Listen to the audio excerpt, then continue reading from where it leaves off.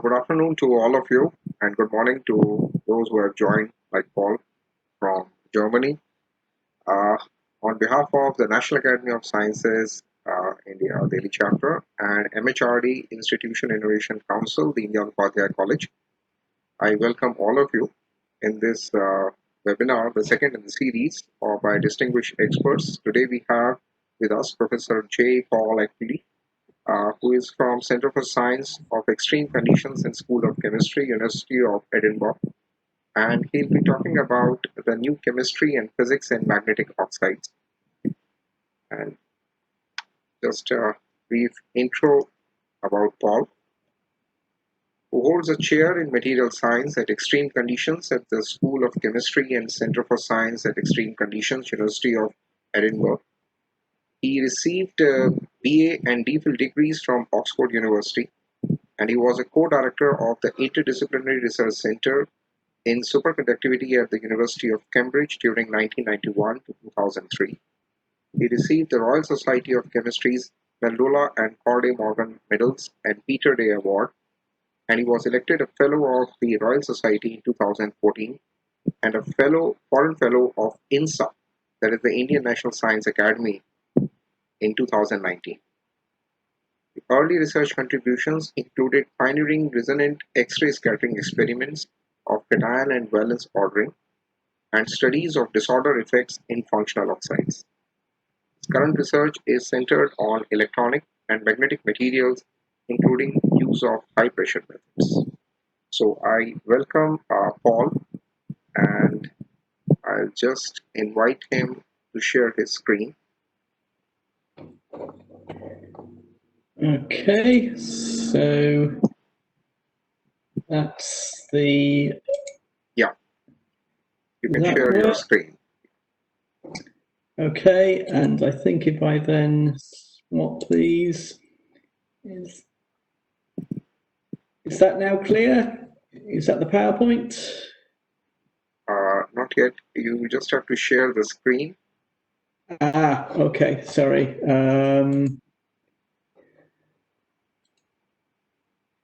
Where do I do that? Oh, share.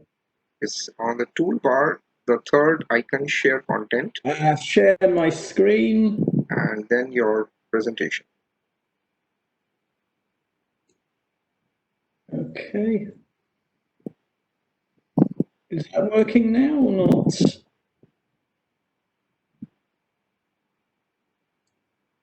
Yes, it's coming up. Right, okay, you can, and then... Yeah, you can put it in the slideshow. I'll go into slideshow, and probably I need to swap between different views. Yeah, you have to change the display settings on the top. Okay, is that good? Can you see the... Yes, absolutely fine. Screen now, very good. Yeah, please go ahead. And I'll also give myself try and give myself a laser pointer if I can. Let me see. Does that work or not? That's not yet. No. Okay. Well, I'll get back. Okay, so I'll make a start. So, firstly, thank you very much, Manoj, and other organisers of this series. It's a great pleasure to contribute. I hope this is an effective way of doing it. Of course, unlike a normal talk, I can't see my audience, but a very warm welcome to everybody. I'll wave at you, and if any friends of mine are there, then it's I'm delighted that you're able to join. So, as Manoj mentioned, I work at the Centre for Science and Extreme Conditions, this building in Edinburgh, in Scotland. I'm not actually there at the moment. And we have for many years been working on transition metal oxides for various properties, mostly related to magnetism. And I'm going to try and give a brief introduction and some research results on different aspects of conducting magnetic oxides today. So by way of a brief introduction, I mean, the word magnet or magnetism, of course, is very well known to everybody. And in fact, I'll just bring up these other areas of the field that people may be familiar with, which are not part of my talk today, but of course very important areas of the field. So things like nanomagnets, which are small magnetic particles, what are called frustrated magnets, where magnetic order isn't easily achieved and exotic new ground states can emerge. What people call molecular magnets, which are usually large clusters of magnetic ions that can form a magnetically ordered ground state, and many other areas of the field as well. But we're really focusing today on the traditional idea of a magnet, the idea of a practical magnet, something that sticks to your fridge door or picks up a paperclip. And for this, there are two basic criteria. We firstly need a material with a Curie temperature. The Curie temperature is the transition at which magnetic moments within the material become ordered. And clearly we need that to be well above room temperature, so the material is magnetic at room temperature. And then secondly, we need a high magnetisation. But the magnetisation is just the measure of essentially how strongly magnetic a material is. And despite a lot of research and a lot of different magnetic materials, there are really still only two classes of materials that meet those two conditions. The first of those are the transition metal oxides. Some famous examples are ferrites, such as the hexagonal barium ferrite. And in fact, the applications I've shown at the top of this slide are those that, there we go, can you see that? A laser beam there. So that all of these are taken from the Chinese Alibaba website. So these are all using barium ferrite for different permanent magnet uses. And then the second class are metal alloys, usually these days based on rare earths with transition metals. So for example, samarium cobalt 5 or neodymium iron boride. And the latter material gives rise to all these different uses here.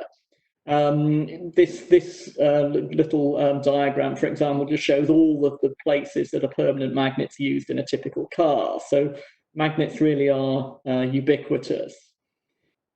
Now, in addition to the uses of magnets just for their own, that sort of property of magnetism, a great deal of the chemistry and physics from the last sort of 10 to 20 years has been driven by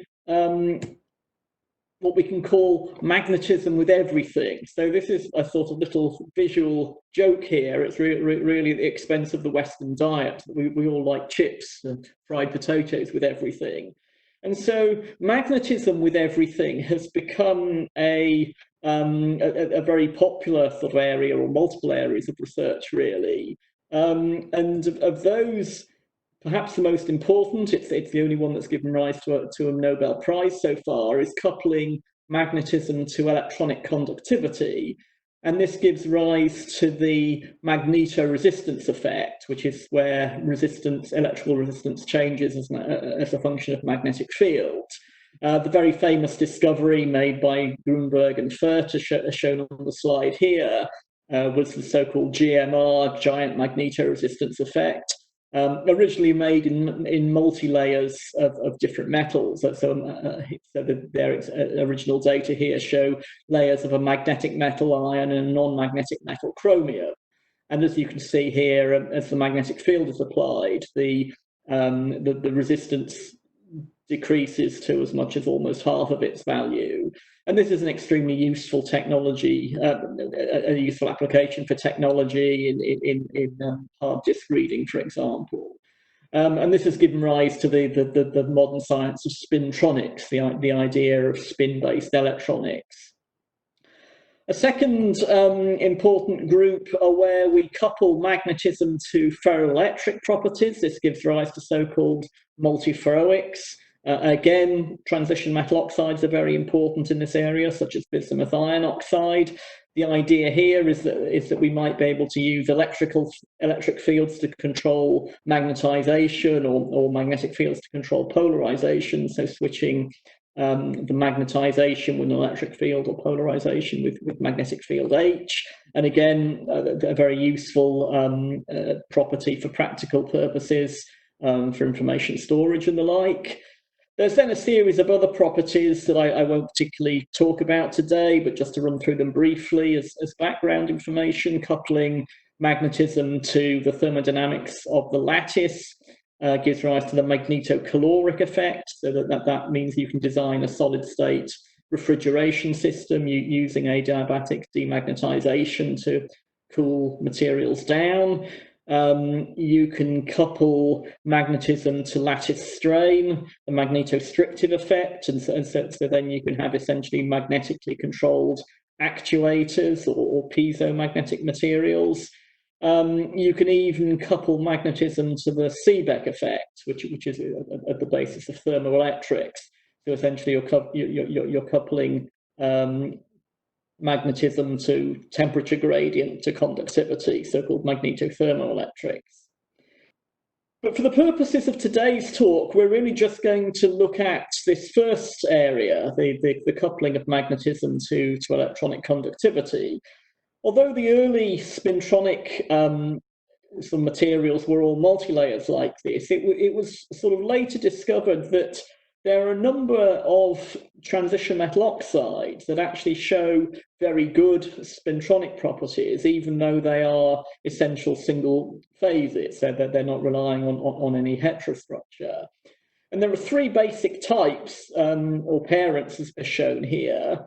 The first of these is actually a very old material, the original magnetic material, magnetite. And so a very quick introduction to that is shown here. Magnetite is a spinel type material. It has iron in two different coordinations. So the blue spheres here represent tetrahedral iron. The brown ones show octahedral coordination. And an important property is that the octahedral ions have a mixed charge state or valence state. So in other words, there's one iron 2+ and one iron 3+ for every two sites. And in reality, those sites are exchanging electrons very quickly. So we have rapid electron hopping between 2+ and 3+. Their magnetic moments are anti-parallel to those on the tetrahedral sites. And then magnetite has been known since historic times to be magnetic at room temperature because it has a very high Curie temperature, as you can see, well above room temperature.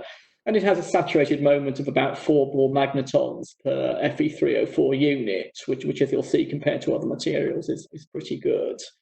A second group of materials that became of great interest around 20 or so years ago, or 25 years now, are Perovskite materials. So this is another simple cubic structure based on a mixture of lanthanum and strontium, or it can be calcium at the center of the cube. And this time we have another transition metal, manganese, in the octahedral sites on the corner. It's a similar story in that we rely on having two different valence states or oxidation states, just like the two iron states here. And again, a very rapid electron exchange between them so that they're time averaged out. And so we have an electrically conducting system. We have a high Curie temperature, and again, a similar value of saturated magnetic moment to the other material, about 4 Bohr magnetons.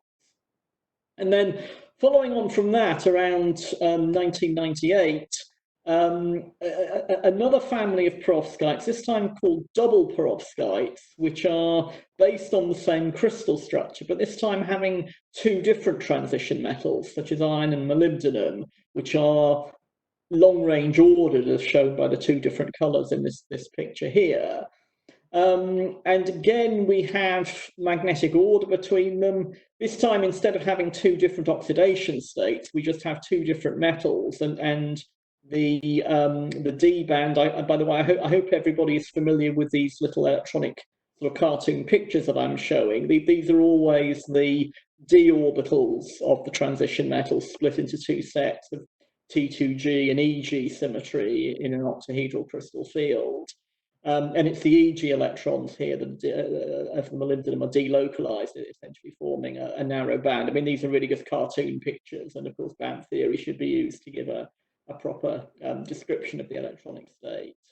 Anyway, again, with these double perovskites, you see a similar story to the other materials, a Curie temperature kind of comfortably above room temperature, and a saturated moment of about 4 Ball magnetons.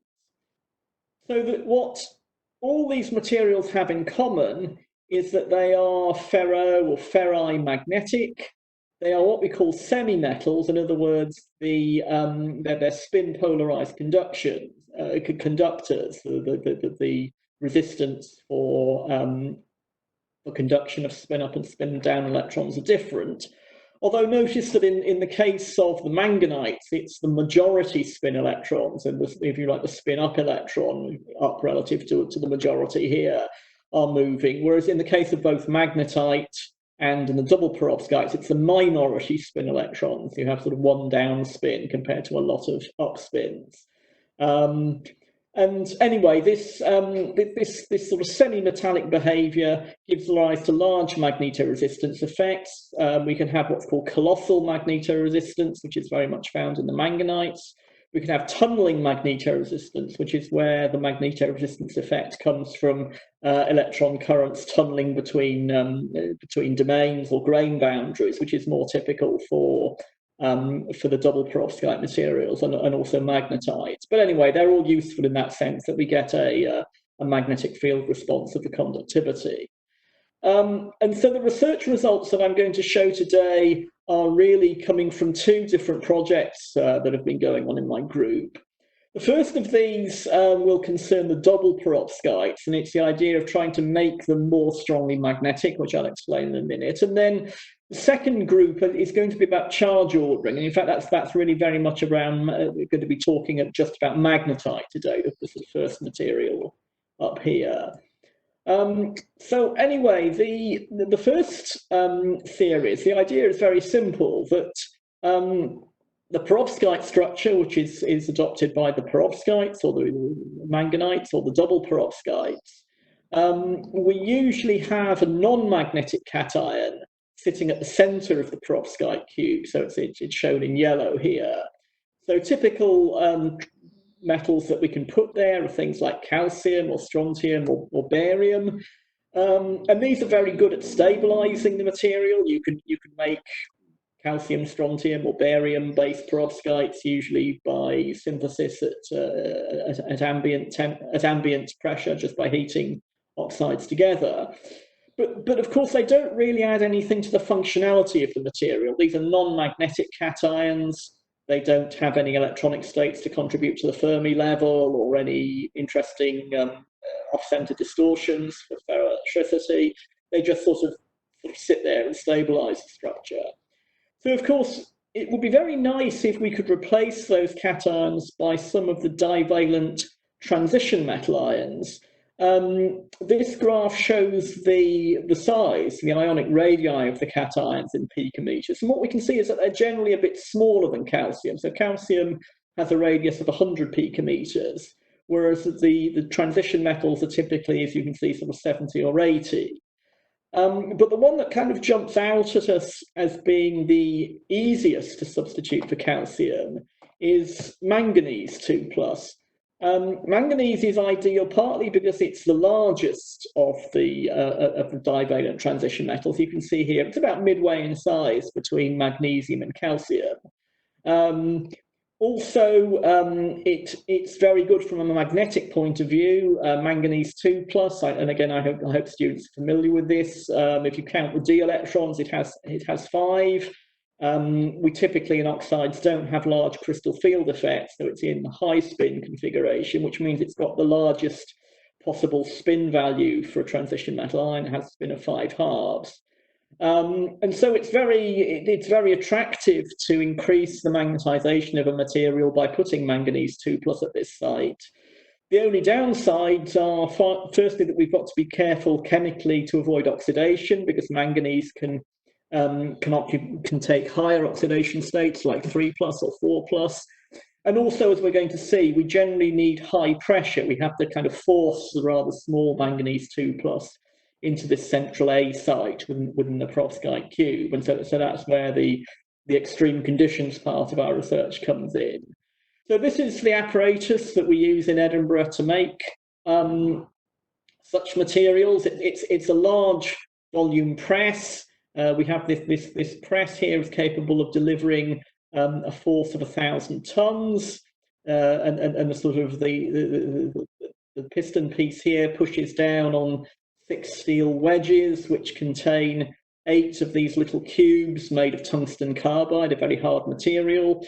The corners of those cubes are actually truncated, and the space within them holds a little ceramic octahedron. You can see the component parts here. So the sample goes in a little boron nitride container. Graphite sleeves are around it for heating, so that we pass a current through to heat, and then we also push down to apply high pressure. And with that, we can achieve pressures up to 20 GPa, that's 200,000 times atmospheric pressure, although we typically work at only about half that pressure. So most of the materials I'll show today are made at around 10 GPa, around 100,000 bars of pressure. The reason we need such high pressures is that hard materials like metal oxides are very incompressible, so that to change their chemical properties, the thermodynamics, their reactivity significantly, we do have to apply very high pressures. The kind of gas pressures we might use for other reactions of a few hundred bars, let's say, don't really have any effect on solid state reactions, and so we need to use this kind of very high pressures. So the next slide is just a little bit more about the double perovskite materials, as mentioned before. The essential point really is that the magneto resistance for what's called the interface tunneling magneto resistance depends on 2 physical variables: the degree of polarization, the P in this equation, which essentially comes from chemical order. We need a very high ordering of the 2 different cations, like iron and molybdenum in these sites. But then it also comes from the magnetization M. Now, if we have magnetic ions only at the B sites and the 2 different sites here, the 2 different colors, then the maximum magnetization we can have is 4 Bohr magnetons. That's because we can't have more than 5 spins up, and we can't have less than 1 down, and 5 minus 1 is 4. You get 1 Bohr magneton per unpaired electron. So there's a sort of theoretical limit there. But in principle, we can exceed that limit if we can replace the non-magnetic cation, like strontium, with something that is magnetic, such as manganese 2+. So that's what we set out to do a few years ago. And in fact, we were very fortunate that really the first material we tried worked very well. So we succeeded in making this material. It's actually using rhenium instead of molybdenum. Iron and rhenium give a better cation ordering on the B sites. But then we can now replace strontium or calcium purely by manganese 2+. So we have what we call an all transition metal double perovskite. All of the different sites are occupied by magnetic transition metal ions, and actually a lot of them have not only the manganese 2+, but also the iron 3+. We actually have the largest magnetic moment possible. Rhenium is a spin 1 cation. The cations are very well ordered, which was, again, a sort of very pleasant surprise. We've used the techniques of X-ray and also neutron diffraction. I'm not going to go into more detail about those. That's something you can read up about if you're interested for the students. But using neutron scattering, we can tell difference, for example, between manganese and iron, even though they have very similar electron densities. So we could experimentally show that the manganese was just at the A sites, and the iron and rhenium were very well ordered. Our best sample have only 1% inversion. So in other words, sort of 99% of iron and only 1% of rhenium, and then vice versa on the other sites. The physical properties are summarized here. So we were happy to see that we've preserved a very high Curie temperature. So as you can see, around 500 Kelvin. So these materials really they're real magnets. They're magnetic at room temperature. And also we have been able to push the record magnetization up. It's now about 5 Bohr magnetons, you can see here on the magnetization field plot. So that's very attractive. Measuring the magneto resistance, however, we found some surprising properties. these double perovskites usually have a negative magneto resistance. In other words, the resistivity goes down when we apply a magnetic field, and so that's shown here, for example.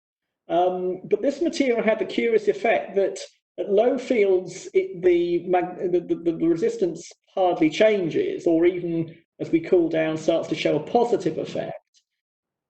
And then suddenly, when we go through, cool through 75 Kelvin, this transition here, you can see that the magneto resistance suddenly switches to large positive values. So in other words, at low temperatures, the resistance is actually greater when we apply a magnetic field, whereas at higher temperatures here, the electrical resistance goes down with a magnetic field. So that was very strange at the time we measured it. And this is where we can gain further useful information from the technique of neutron diffraction, because neutrons are sensitive not only to the ordering of different cations, they're also sensitive to oxygen atoms, but they also show magnetic ordered states.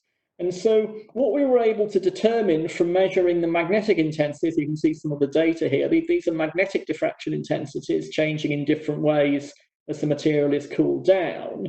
And the analysis showed that what's happening is that at high temperatures, for example, room temperature, we have the normal ferrimagnetic arrangement of these double perovskites. So with the iron moments up and the rhenium moments, just like the molybdenum and the original material, are anti-parallel. So that's ferrimagnetic.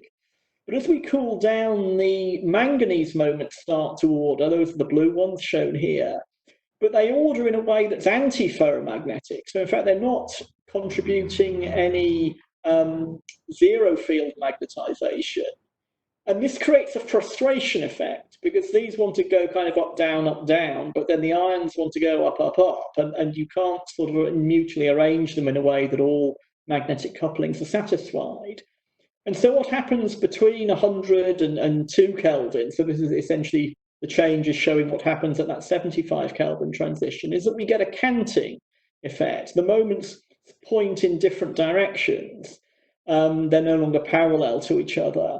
And the important effect that has is that it makes the iron and rhenium moments go no longer anti-parallel, no longer at 180 degrees to each other as they are in this case. And that is known or was predicted from theory to add an additional barrier to electrical conductivity. So in other words, it's that introduces the positive magneto resistance effect. So the sort of very brief summary of this is that we're getting a switching of the sign of the magneto resistance from negative to positive due to the magnetic frustration between the different magnetic sublattices. So this is some new physics that's introduced by having magnetic moments at the A sites as well as at the B sites.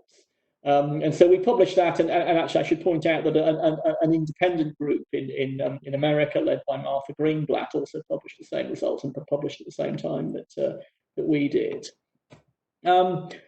So moving on from that, having made this very interesting new material, we saw that in the literature, in fact, we already knew in the literature, that the material we'd made was essentially an analog of this known material. So calcium-2 iron rhenium oxide, you can make at ambient pressure. It was already made by other groups. It's another double perovskite. It has the same monoclinic distortion. So these two look quite similar.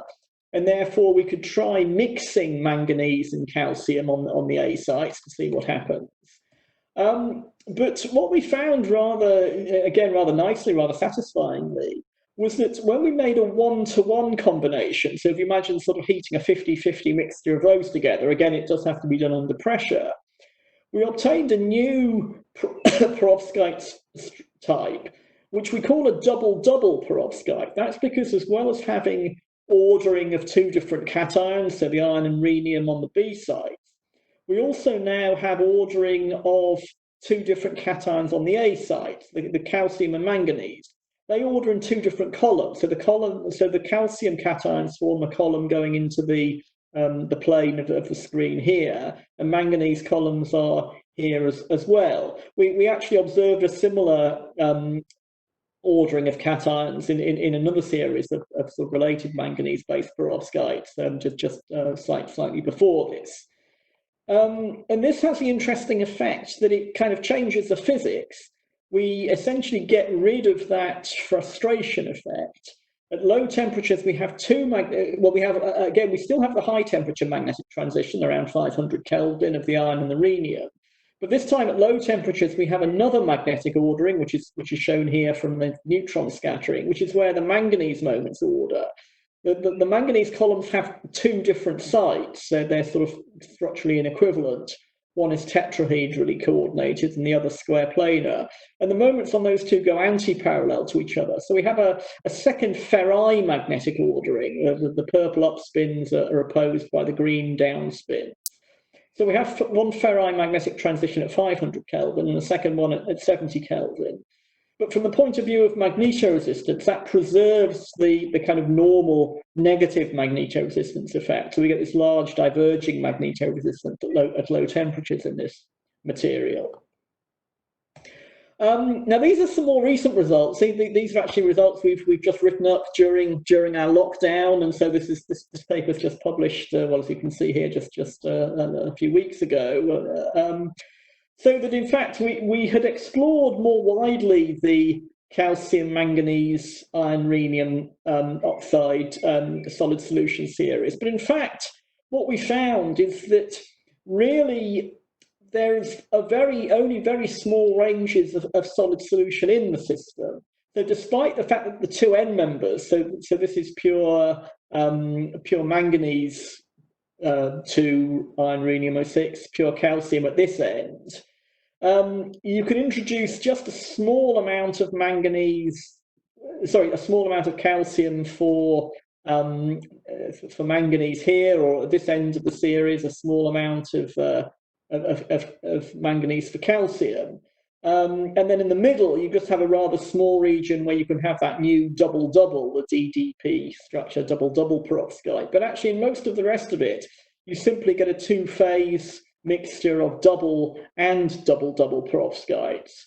The high-temperature physics is remarkably constant. The FRSE magnetic order, the transition again shown here for different compositions, including some mixed ones, is always stays the same. It's always around 500 Kelvin. So it shows that the physics is really very, very insensitive to the order or whether order or disorder even of the A site cations.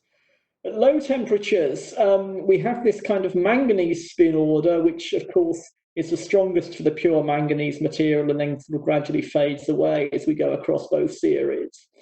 Then the other thing which we followed, and is in the crystallography that's in this paper, which I won't show here, is that it's well known in the calcium material. There's a rhenium orbital ordering. Rhenium has the 5+ state here, so it has an orbitally degenerate state, and there's an orbital order which you can observe from the crystallography, which is seen in the pure calcium material. But in fact, by doing more careful neutron scattering, even for the pure manganese material, we found that the rhenium orbital order occurs in transpiration switching. So just in the double perovskites, it doesn't occur in the double-doubles, but all the way across, there's actually a rhenium orbital ordering. So down here, we have manganese spin order, spin reorientation, that's the SR, and rhenium orbital order. So really very complex physics as all these different spin, charge, and orbital degrees of freedom interact with each other in these materials. Finally, in this topic, coming back to the double structure, we also tried to replace the manganese in this square planar site within the manganese columns with copper. We wanted to see if we could make what we call a triple double perovskite. So if this worked, you'd have 3 cations. You'd have calcium and then a mixture of manganese and copper on these sites. It doesn't really work well. The data here show analysis of the crystal structure from X-ray and neutron scattering, which shows that there's only about 60 to 40, or the best is this one here, sort of 77 to 23 ordering. There's at least a partial ordering, but certainly not full. From the physics point of view, it looks rather similar to the double material. Again, 2 transitions, manganese order at lower temperatures, ferrite magnetic order at higher temperatures. temperatures. But the curious thing about this one is that this time we have a switching of magneto resistance that goes the other way. We have a positive magneto resistance effect at high temperatures. It's not very big, this, just a few percent, but then it switches to negative at low temperatures. So again, as shown here, so in other words, at low temperatures, the resistance gets smaller when we apply a field. At temperatures a bit higher, so going from 2 Kelvin to 50 Kelvin, now it goes the other way. It's almost a sort of mirror image on this plot, which is again rather unusual. So the summary of this first part of my talk is that thanks to the use of high pressure, we can put manganese 2+ onto the A sites of double perovskites and make a lot of new materials. These are all unreported materials, double perovskites, double doubles, the sort of triple double, and that we observe these remarkable magneto resistance variations. So materials that are positive at low temperatures and then become negative at high temperatures, or negative at high temperatures going to positive, or negative all the way through. So really a lot of different variations. And also this new structure type, this double type. We've actually made a lot of materials, and we have other publications that I've not shown in this sort of quick summary today. We can make some insulating ferrite magnets as well as conducting materials, for example. So there's really a lot of new chemistry and physics that put it on high pressure to stabilize this arrangement. This double arrangement has not yet been stabilized without it. So I'll move on now to the second topic, which is to say something about magnetite. So magnetite, Fe3O4, is really a very interesting material, I hope, for everybody in magnetism, because it's really where the phenomenon comes after. It's named after this mentioned in the writings of the ancient Greeks, sort of in modern day Greece, the magnetes. This is an example of an ancient compass made in China almost 2,000 years ago. And of course, the basis of our modern day ferrite technologies and all sorts of magnetic imaging, such as geomagnetic imaging, is all based on magnetite. Now, magnetite itself has its own very interesting properties. As mentioned before, it has this property of mixed valence. We have iron 2+ and iron 3+, and so we have rapid electron hopping, which gives rise to magneto resistance. And it's magnetically ordered at room temperature. Early exploration of the low temperature physics of magnetite, in particular by a Dutch scientist called Verwey, it led to this discovery of a transition at low temperatures, about 125 Kelvin. And subsequent studies showed that there's a change in resistivity accompanied by some kind of very complex structural transition, where the material changes its symmetry from being cubic to monoclinic and being acentric, so it doesn't have a center inversion symmetry. This was difficult to determine in practice because the material is micro-twin. So in other words, there are lots of different lots of different structural domains that are formed below the Verwey transition. There were different theoretical approaches, such as charge ordering, which is where iron 2+ and 3+ become localized in a simple way like this, perhaps. In other words, we no longer are able to delocalize to hop this electron between sites. The physicist Anderson came up with a very famous model in terms of order-disorder of these tetrahedra, so that the B sites themselves, like these 4, 1, 2, 3, 4 here, these make tetrahedra. And if you order 2 electrons, and of course you have a classic example of a frustrated lattice, like a frustrated pyrochlore lattice. And so he sort of, and other people sort of had theories based on that. Early band theory talked about instabilities, bipolaronic, polaronic theories, and also starting sort of in the early sort of 2000s, a different class of theories suggesting that because the iron-to-iron separations in magnetite are relatively small, that instead of localizing the electron to give the charge ordering of distinct 2 and 3 pluses, you might actually share these electrons between 2 neighboring sites to make diamonds. And this looks a bit like a charge density wave, a Piles distortion.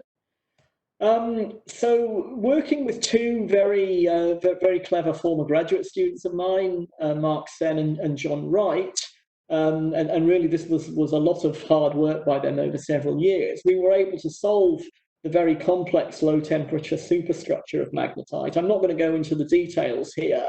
It's all published in this paper, which is a few years old now.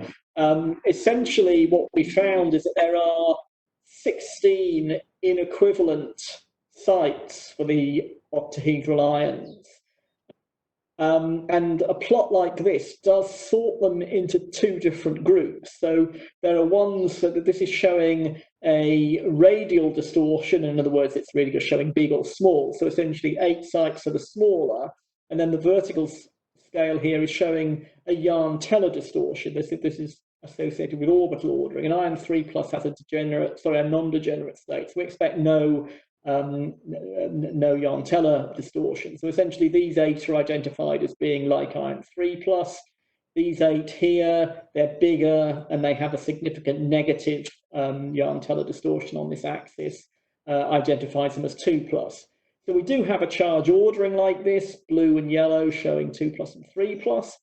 But then we discovered an additional effect, which is that the orbital states of the sort of localized electrons on the iron 2 pluses are sort of smeared out or shared between 2 neighbors, so that we have, if you like, a weak metal-metal bonding effect between the iron 2 plus and its 2 neighbors here. So these are drawn in, and again, by crystallography, we actually measure the shortening of these distances. And so, in other words, what we're getting it's not quite an ideal charge ordering, but it's essentially a localization of an electron over 3 atoms. We call these things trimeron units. It's the idea of a 3-site polaron. So we have this sort of specific lattice distortion associated with the electron being sort of more or less localized in the center, but a little bit delocalized over its 2 neighbors like this. And so, for example, we could explain the multiferroic properties of magnetite at low temperatures using this. Now, the rest of the talk is really going to be following on from this. So one thing we were interested in was to look at magnetite above the Verwey transition, because above, by crystallography, magnetite just looks cubic. All that, if I just go back, all these inequivalent sites all become equivalent. All the trimerons disappear in the crystal structure, all the orbital ordering. It just goes back to being a cubic spinel at high temperatures. But of course, crystallography is only an average picture. It's a long-range picture. And there's an increasing awareness that we need to look at short-range structure, local distortions as well. And again, it's been known for a long time, since the 1970s. And these are some data not from my own group, from people working at the ESRF synchrotron. This is it's a reconstruction, but it's of experimental data of what's called the diffuse scattering. And essentially, this shows that there's very highly structured diffuse scattering at temperatures above the Verwey transition. In other words, there's still some local structure present. So the work that we did was not as sophisticated as these data. We just used powder diffraction, and we did what's called a PDF study. And again, I'm not going to explain the technique, but it's simply it's essentially using the information not only in the Bragg scattering, in other words, the diffraction peaks, but also in the background as well. And we fitted the pair distribution function. This is the pair distribution function. It's really just a histogram of all the different interatomic separations. So you see everything: iron, iron, iron, oxygen, oxygen, oxygen. And then we use the low temperature model as a sort of an approximation or a sort of description of what the local structure might look like, just on scales of at different distances. And we've called that the first unit cell, second unit cell, or third unit cell range. In other words, short range order, medium range order, long range order. The key result is really this graph here. It shows that the green is the long range and the blue the short range order. And they both disappear as you warm magnetite above the Verwey transition. But the first unit cell order, in other words, the local order, it remains very, very high, even at room temperature and even up to high temperatures. In other words, we still have all those local distortions, the charge ordering, the orbital ordering, those trimeron units, those are still there in the cubic phase at high temperatures. And in fact, we can see that they disappear rather precisely at the high temperature Curie transition. The black points here show magnetisation of magnetite, and you can see that they correlate very well. So the importance of this is really that the origin of the Verwey transition, although it's much lower temperatures, the origin is nevertheless with the magnetic ordering. The magnetic ordering creates these trimeron units. It creates this local bonding effect, these local distortions. These two ions tend to be drawn into the central one. We have the kind of delocalization of the minority spin electron. And for that to happen, we have to have magnetic order between these three. And so, of course, these only come into an existence when we get the magnetic order. But these remain disordered and fluctuating within the lattice all the way from here, and they only become ordered at low temperatures. Those of you familiar with frustrated magnetism will see there's a sort of analogy here with frustrated antiferromagnets. You can take the ratio of the Curie to the Verwey temperature as a measure of frustration. This is the temperature scale for creation of trimerons, and this is the temperature scale for their order. Now, we've also done work on doped magnetites, and I'm just sort of showing this graph partly to pay tribute to George Hernig, who's a very distinguished pioneer in this field. And he did a lot of very careful work on doped magnetites, showing how the Verwey transition is affected by different types of doping. What we wanted to know is whether this complicated charge orbital trimeron order can survive doping. We first studied a natural magnetite crystal, because magnetite, of course, is interesting because it also occurs in nature. It's not something we can make synthetically. And what we found is that taking a sample of magnetite, a natural sample from Brazil, then we did the crystallography and got a very, very similar result to what I showed before for the pure material. In other words, this material does have the same charge, orbital, trimeron order at low temperatures.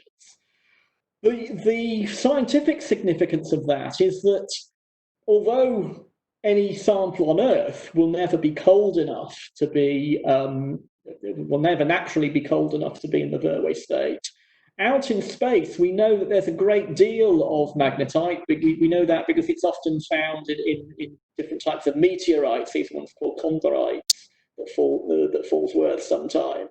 And of course, out in space, they are well below the Verwey transition temperature. So essentially, I think we can be sure that not only is this electronic order the most complicated example we know about, certainly that's been reported on planet Earth so far, but it's really the only one that's likely to occur in space. This is truly a natural phenomenon. There's lots of cold magnetite out there floating around in the universe in this very complex state. And then the final result I'm going to show, this is something very new. This has just been published earlier this year.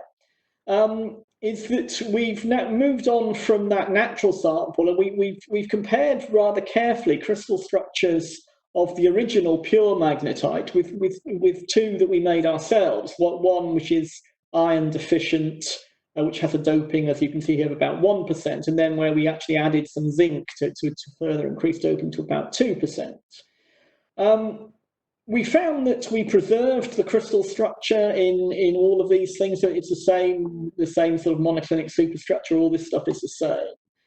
The key result is really shown in the histogram here. So what we're showing, each of these 8 labels here, these are just the crystallographic labels of the iron 2+ sites. These are the sites in the middle of the trimeron. Now, when we dope the material, we're removing electrons from this site, and so we expect to see disappearance of all those local distortions that we use to characterize the ordering. So in other words, we lose the radial distortion. In other words, the site gets a bit smaller. We lose the orbital ordering. We lose this trimeron distortion. And the magnitudes of those distortions are shown by the colours here.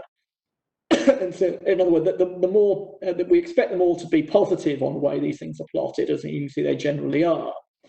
For each site, we're showing two sets of bars. The first one is going from 1 to 2, so the 2 is always the left-hand one, and the second one is going from structure 1 to structure 3, so in other words, the bigger change.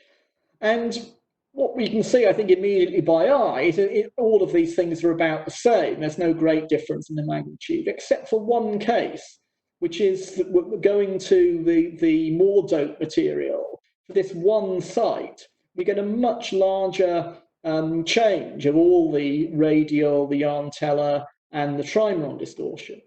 In other words, what we're seeing is that selectively the trimerons are being lost from that one site out of all 8, this one that has the structural label B42.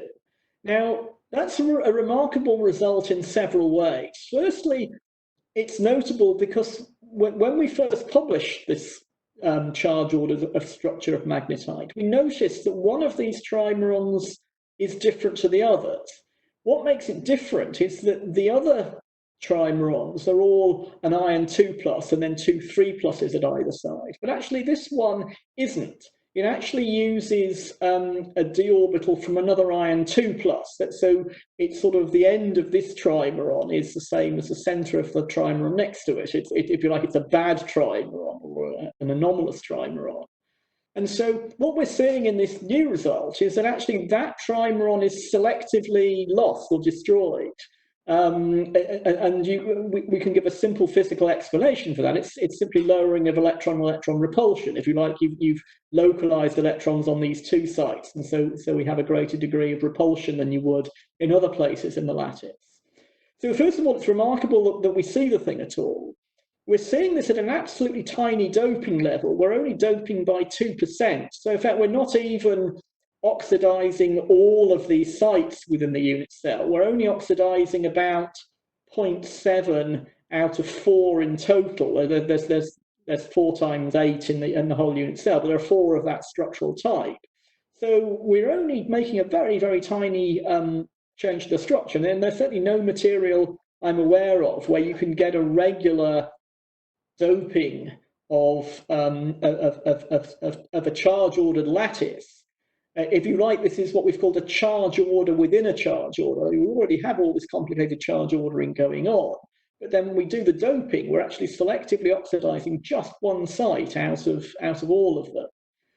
So I think this is a remarkable result. I think it's probably just a bit of fundamental physics at the moment, but of course one might imagine using it to provide very selective chemistry, redox reactions. It's saying that the ionization potential of that ordered charge is actually slightly different for the potentials of the other sites. One might even use it for storing information if you could sort of preserve that on the surface. So this graph here shows these trimerons actually lie in the 100 surface of magnetite. And so they're the ones shown by the kind of beach ball color there. And so you could, in principle, store information if you could sort of selectively, with some sort of scanning microprobe experiment, you can localize holes there. So that's our latest result in this area of research that's just published very recently. So to conclude the second part of my talk, I think we've seen magnetite has this very complex electronic order, but at the same time, it's actually extremely robust. It survives the chemical disorder, and also locally, these trimeron units persist up to very high temperatures, 850 Kelvin. It shows that actually the Verwey transition is very much an order-disorder transition of trimerons. And again, for those interested in computational condensed matter physics, so the traditional way of looking at transitions like this would be to look at something like a K-space instability. But that's really not quite right, because it's the high temperature structure is not truly uniform. It's only uniform in a structural average. And so hence this formation of trimerons really seems to be the origin of the Verwey transition. And then this remarkable charge order within a charge order is the latest result here. So I'll finish just by thanking members of my research group shown on I won't try and name individuals here, but a lot of people on these pictures have contributed to the research that I've shown today, and also funding agencies from the UK and the European Research Council as well. And I will finish by thanking everybody for listening. I hope So the first question is by Amitav Adak. How rapid the electron exchanges are in magnetite, oblique magnetites, double perovskite? Sorry, I heard the question from Amit. I heard the name, but I didn't quite get how is it how the exchanges are different to each other. Yeah, so that's the thing, that how rapid the electron exchanges are in magnetite and in double perovskites. How you're going to explain Right, that? Sure. right, certainly. A very important difference is that in magnetite, the strongest magnetic coupling is actually between the A site iron ions and the B site ions.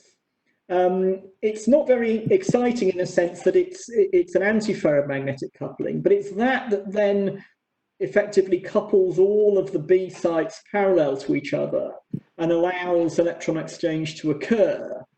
This is why the Curie temperature of magnetite is so high. As you've seen, it's 860 Kelvin, so it's pretty well twice that of the double perovskites. In the double perovskites, well, of course, if we have a non-magnetic cation at the A sites, like strontium, there's no magnetic coupling anyway. But even when we put a magnetic cation, like manganese 2+ there, the coupling of the A sites to the B sites is still much weaker. We only see the ordering of the A site cations at low temperatures.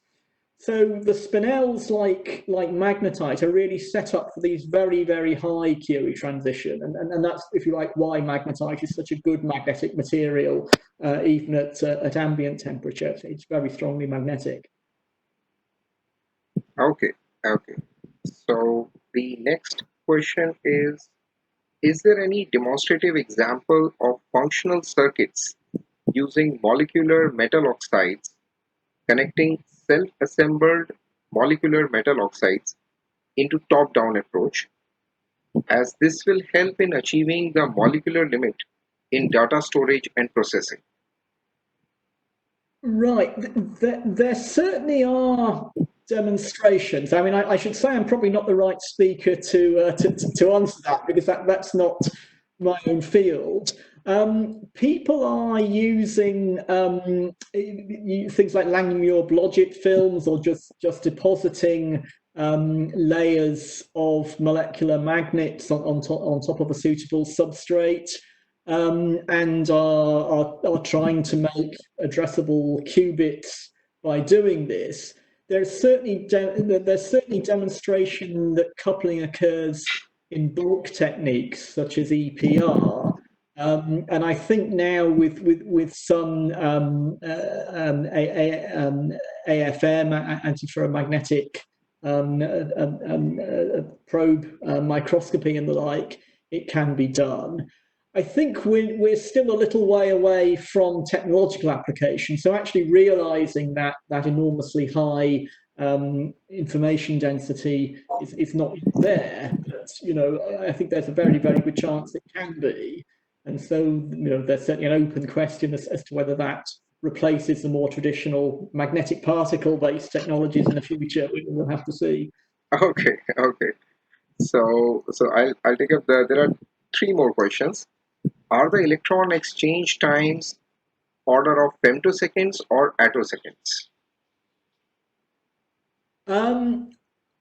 Well, of course, depends on the material and depends on the temperature. But generally, they tend to be longer than we might predict.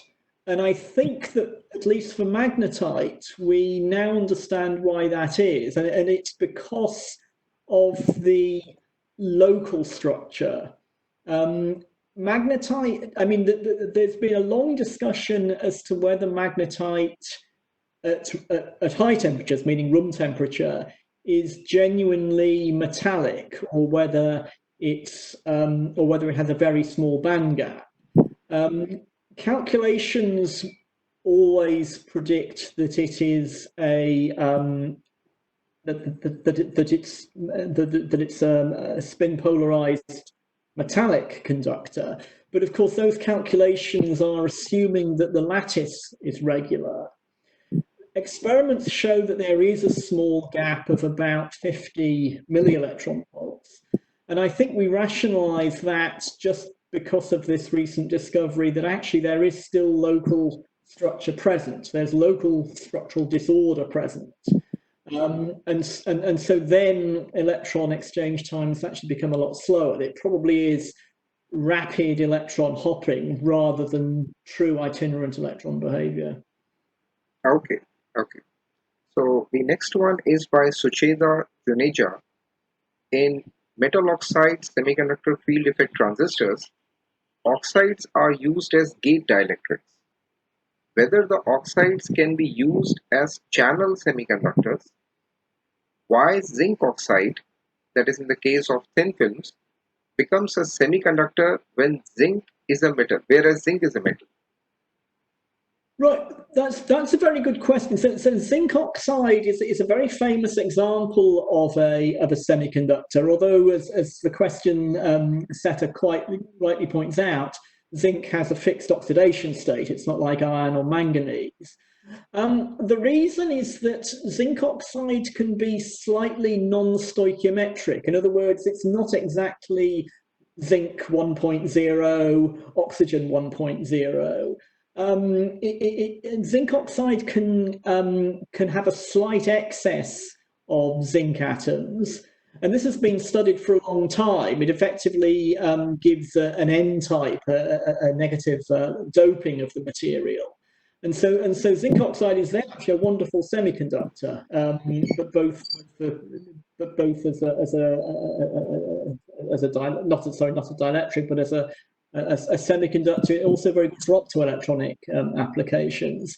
And again, there's a lot on the web. There's a lot published about zinc oxide. It's been studied for many years, and there's even a whole technology based on zinc oxide nanoparticles, which can be made with lots of very beautiful morphologies and can be arranged in different arrays. Okay, okay. The next is by Yukta Tomar. Why in site-selective doping only 2% whole doping is done? Why not more or less than 2%? That's a very good question, and I might even see, I may be taking a risk here if I go back to my slides, but I'll try anyway, just to bring up. Yeah, you can go ahead. Am I sharing my, can you see the screen now? Not as of now. Yeah, absolutely fine. You can just put it in the slideshow and go to the respective slide. Yeah, I don't even need the slideshow, to be honest. I can just go back to the picture that I wanted, which I should be able to spot. So it's this picture here. So this is a very famous graph from George Hernig's work. Now, this shows how much doping can be tolerated by magnetite. And in fact, the limit is only, as you can see, about 3.5%. So that magnetite really is very sensitive to the Verwey transition disappears above 3%. And in fact, it's not just the Verwey transition, but magnetite itself above that then becomes fully oxidized to the gamma form of iron 3 oxide, so Fe2O3. So there isn't a continuous oxidation, although gamma iron oxide has the same spinel type crystal structure. There isn't really a continuous range of compositions. You have what I would call magnetite, although magnetite is, the term is used sometimes more loosely, but true electronic magnetite only survives up to about 3.5% doping. And so the sample that we made had about just over 2%. So we were around this region with a Verwey transition around 90 Kelvin. And you can't go much more than that. So in fact, even to fully dope one site out of the 8, would require 12.5%, but you can see that's well beyond the limit here. So it really is a sort of a surprising and remarkable result that we could see any effect on the long-range lattice at such a small doping level. Okay, okay. I'll take up the second last question. That is by Masul Islam. Whether interfacial resistance or other finite effects, that is roughness at the interface, can play a crucial role in MR. Can ordinary or anisotropic MR show additional effects on in-plane versus out-of-plane applied magnetic field when working with thin films? Yes, it certainly can. Again, that's not my expertise. But if I mean, of course, even with isotropic materials in thin film forms, of course, you introduce an anisotropy just from the heterostructure. Interfaces do play a big part, and I can just show an illustration actually from the world of oxides, which is in my introductory slide. I think I didn't mention this, but this is a plot. Again, not our work, taken from this review.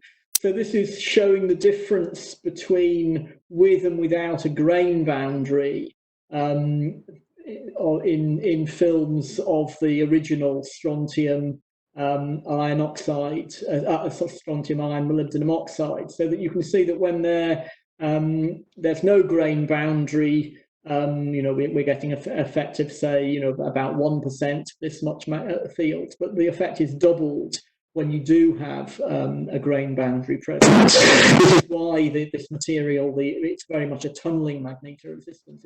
It's tunneling through the grain boundaries. And in general, there's always those two effects that one needs to distinguish. That there's an effect from the pure material, and there's an effect from its microstructure as well. Okay, so I'll pick up the last question, and that is, oh, there is one more. Yeah. So Krishnarjeet Sur, how does the high oxidation state of manganese makes it ideal for central atom in perovskite? So it's not high oxidation state, it's actually the low oxidation state that's important. So it's the one word answer, it would actually just be size, it's the size of the cation that matters.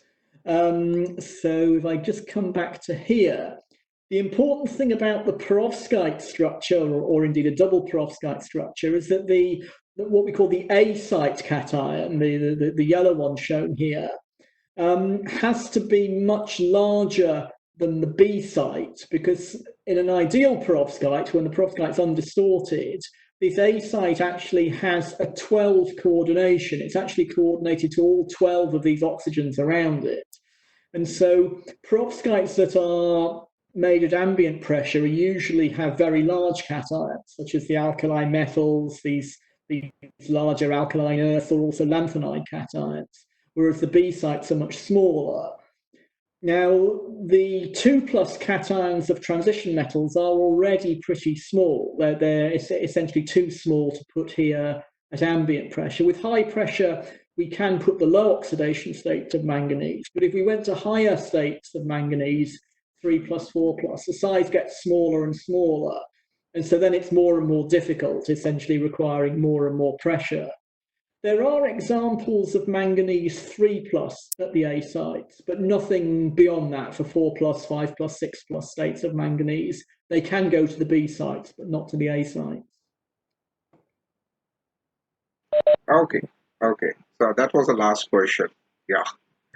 So thank you very much, Paul, for sparing your valuable time, and that too on such a short notice and during this pandemic.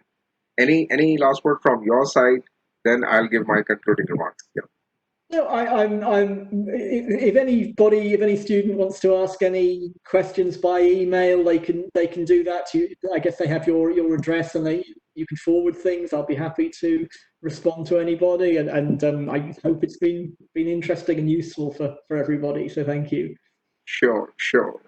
So on behalf of Deen Dayal Upadhyaya College, the administration, the team, the faculty members who have been working with me tirelessly for last a month or so, as well as NASI Delhi chapter, Professor Joy Ghatak, who's the chairperson, our principal, Dr. Himchan Jain, and the chairman, Professor D.S. Rawat, who's also a chemist.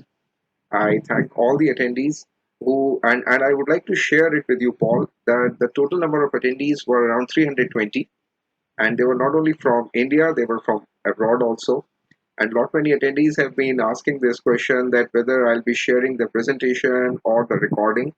So it is for the benefit of all that Paul kindly agreed to for recording this particular talk, and I'll be posting this thing on the YouTube itself, and I'll be sharing that link with all the attendees once they have filled up a feedback form. Thank you very much, Paul, and thank you very much all the attendees. Thank you.